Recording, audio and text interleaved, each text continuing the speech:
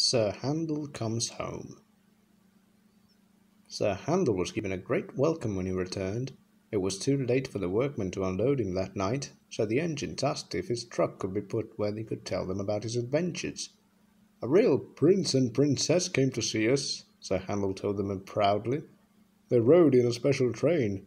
Driver said they were given some books about us written by someone called the Thin Clergyman, but I didn't really understand that." "I do," said Duke. "He and the fat clergyman were the ones who found me, and they put me in a book too." Peter Sam was impressed. "Did you pull the prince's train?" he asked Sir Handel. "No," replied Sir Handel. "I was spare engine. It poured with rain and I got soaked.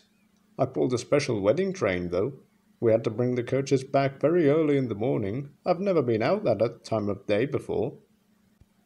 Peter Sam told Sir Handel about his tangle with the brambles. Sir Handel laughed. "I know what you mean," he said. "I had an adventure a bit like that just before I came away. It was a wet day, and I didn't want to go out, but driver said I must. Well, we set off. Luckily the train wasn't very full, so we got on all right, even though it was raining. Then we stopped at a station." Sir Handel paused dramatically. "Go on," urged Peter Sam. "Just beyond the station," continued Sir Handel, "there was a steep bit and a curve.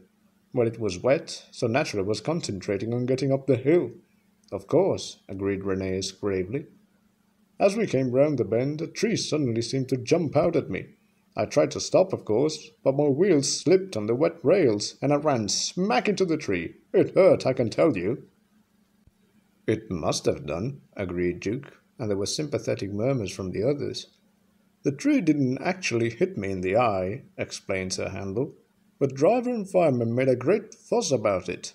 Next morning they put a bandage over my forehead and my black patch over one eye.